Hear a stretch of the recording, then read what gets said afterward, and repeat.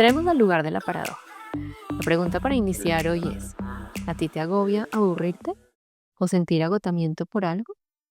Llevo un par de meses trabajando en esta idea y un malestar específico que te contaré más adelante, y forzándome a entenderla desde diferentes escenarios, mi trabajo clínico, el arte que habito en el papel, la pantalla, en fin. Y es que a veces creo que logramos analizar algunos fenómenos, pero de manera muy localizada, sin darnos cuenta que como humanos nos es inevitable andarlos trasladando de un lugar a otro y que tal vez si pudiéramos encontrar un factor común en ese trasteo al trabajo, a la pareja, a la elección política o estética de la semana, podríamos comprender un poco más sobre nosotros mismos. La mayoría se preocupa cuando se aburre en un mundo hiperproductivo en el que no debemos perder un solo instante para que todos sean testigos de nuestra existencia, para que demos pasos hacia el éxito, hacia la felicidad o encontremos el verdadero amor, aburrirse parece ser igual a perder todas esas oportunidades tan aprovechables. No obstante, te quiero dar un par de pistas del por qué podría no solo ser más productivo, sino sobre todo más coherente el permitirnos aburrirnos. Para eso vamos a hablar de un par de personajes. El primero, Byung-Chul Han, y su exquisita crítica a una sociedad que ha perdido su capacidad de reflexionar, de ser creativa y poder contactar con lo esencial. Él habla de un aburrimiento que es fértil, en el que podemos crear un espacio mental para pensar, sentir y ser. Pero tal vez lo más revelador, al menos para mí, de su sociedad del cansancio, es que la mayoría de personas, actualmente, como nosotros, un grupo muy afortunado, ya no estamos reprimidos como en otras épocas y no tenemos un verdugo, un capataz, un clérigo, qué sé yo, que nos explote, sino que la autoexigencia es ahora la que nos está agotando nuestras capacidades y desconectándonos de nuestro propio cuerpo, del entorno, de los otros, y dejándonos un cansancio no solamente físico, que se evidencia en la creciente oleada de estrés que todos parecemos padecer, sino más bien y sobre todo un cansancio existencial.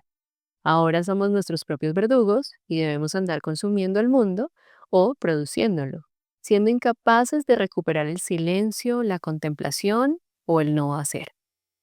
Y es que pensémoslo, en redes sociales debemos mostrar lo que hacemos, lo que comemos, a dónde vamos, qué compramos o lo que opinamos.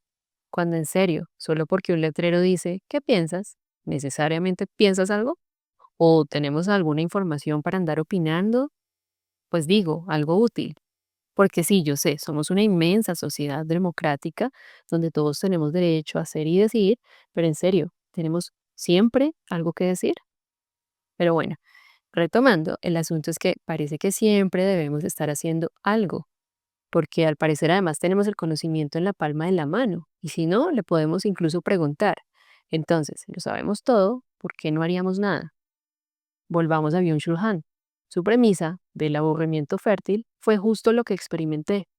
Y les quiero contar, me impulsó a contemplar ese malestar que les conté al inicio.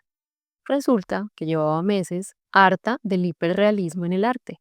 Me cansaba que la gente se obsesionara y aplaudiera una pintura solo porque es que es igualita a la foto, porque les era difícil distinguir si se trataba de una o la otra. Es decir, si aplaudía la técnica obsesa por encima de la expresión. Lo admito, a mí me parece nefasto, porque es que es una estrategia milimétrica del artista para reproducir una fotocopia con sus manos. Sí, gran técnica, pero me cuesta creer que sea fuente de admiración por encima de otros artistas que expresan mucho de su mundo interno precisamente en lo que crean en el afuera. Así partan de un modelo del afuera, terminan creando su propia realidad y eso se me hace más valioso. Pero, gracias a ese cansancio y trasladarlo a los diferentes escenarios de la vida, comprendí por qué me desconectaba tanto y me molestaba tanto.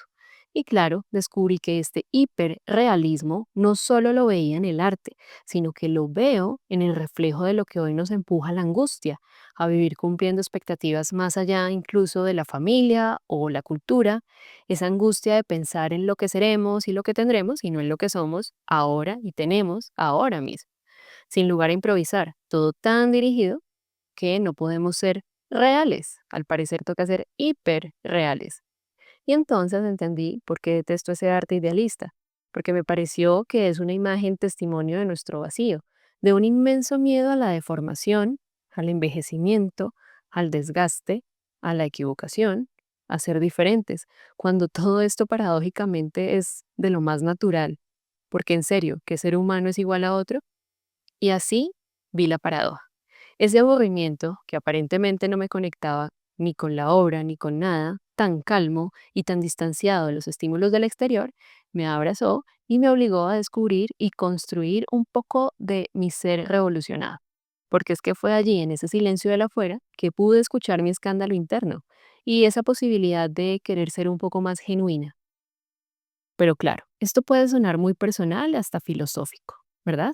Vámonos por otro camino, a ver qué pasa. ¿Saben qué dice la neurociencia de esto? Bueno, dice que debemos diferenciar entre el vagabundeo y la reflexión fértil. La doctora Nazaret Castellanos explica que el vagabundeo espontáneo puede ser contraproducente, pues puede ser un mero fantaseo y por tanto disipa la energía, lo que genera frustración, castillos en el aire, con expectativas sobredimensionadas o apegadas a pasados inmodificables, diferente a la reflexión fértil en la que estamos presentes, centrados en el estar, mientras observamos lo que estamos haciendo, tan concentrados que incluso si la mente se escapa, podemos traerla de vuelta. Un poco como lo que pasa en la meditación o el famoso mindfulness. Es decir, esta reflexión fértil sí permite algo muy importante para nuestros procesos cognitivos, y es la activación de la red neuronal por defecto, que nos ayuda a la introspección, la memoria, el análisis y la simulación mental del futuro. Así es que logramos integrar experiencias, procesar emociones y generar narrativas personales. Y no solo eso, al no tener estímulos constantes, el cerebro comienza a generar conexiones novedosas, lo que puede llevar a insights o ideas originales. Y solo por nombrar una más, durante momentos de inactividad aparente, el cerebro organiza la información que recientemente adquirió y se consolida en aprendizajes, se fortalece la memoria a largo plazo. Entonces, el aburrimiento ya no parece tan inerte o no solo sirve para filosofar, podría ser muy productivo, ¿o no? Veámoslo desde otro punto de vista, esta vez el del artista. Le pregunté a mi amigo ilustrador que admiro un montón, Mao, y me dijo, esta paradoja que me presentas parece tu inicio de un manifiesto o tu intento de una definición del arte, y la imagen más potente de tu idea está en la frase de Walter Benjamin, el pájaro de sueño que incuba el huevo de la experiencia. Y como buen artista, no me contestó más, con palabras, claro, sino con una imagen de René Magritte, lo que me resultó tan conmovedor, no solo por el acto mismo de la elocuencia de las no palabras, justamente hablando con quien se expresa con imágenes, sino con el grado de comprensión y traducción perfecta para mi pensamiento. La obra de Magritte te la dejo en comentarios para que la veas más tarde. Entonces, me fui por ese camino y retomé a Benjamin. Les cuento, para él, este pájaro es la conciencia soñadora, la que no está focalizada en estímulos inmediatos, sino en un estado de lapso mental, de contemplación interior. Y ese incubar el huevo de la experiencia simboliza la fertilidad, lo nuevo, las ideas, sensaciones que no surgen de una acción febril y acelerada, sino más bien del silencio interno, del reposo mental. Es decir, que muy de la mano, estas personas que mencioné concuerdan en que cuando la mente se desprende de la sobreestimulación, surge un espacio para incubar experiencias auténticas. El aburrimiento, si es consciente, presente, atento, profundo, no es vacío, es la matriz creativa.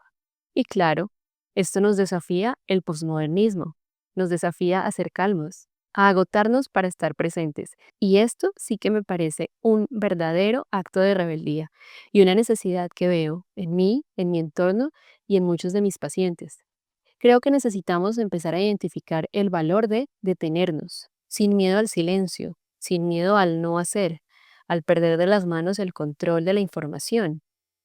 El celular, por ejemplo, a no estar conectados, a la tendencia, a la novedad, a la actualización de los amigos virtuales o al scrolling infinito, creo que necesitamos sobrellevar con mayor gallardía esta angustia del síndrome de abstinencia tecnológico o esta angustia a ser workaholics, prisioneros del rendimiento, esclavos del hacer, devotos del deber y del producto final.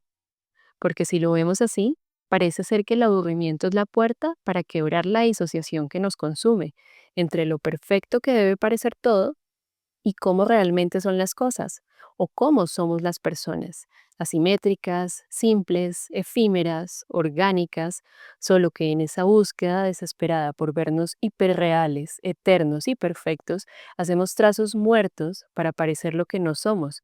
Terminamos siendo una farsa, o como diría, un cómplice mío, editando no solo nuestra apariencia y realidad, sino editando nuestras almas. Por eso, por ejemplo, el arte de kintsugi, en donde las fracturas de una cerámica se reparan con oro, es una perfecta metáfora de la resiliencia, del no ocultar las experiencias que nos hacen distintos y más trascendentes, resaltando las cicatrices como parte fundamental de la historia del objeto, haciendo que estas grietas se conviertan en un elemento simbólico y muy bello. Todo esto conectado a la filosofía japonesa del wabi-sabi, en la que se da valor a la imperfección, a lo incompleto, incluso a lo dañado. No sé a ti, pero me parece interesante. Bueno, hemos tocado varios puntos de vista. En todo caso, creo que aburrirnos nos salva de la demanda inherente de nuestra actualidad. Nos da un aire para vivir el presente sin preocuparnos tanto por lo que ya pasó, o sea, los hubiera, o el futuro, los serán. Nos quita el acelere que nos enferma y nos quita la demanda de ser tan productivos todo el tiempo. Sin embargo, lo más curioso es que si nos aburrimos, puede que esta sea la clave precisamente para producir más y mejor. La paradoja de hoy está en su lugar. Gracias por acompañarme.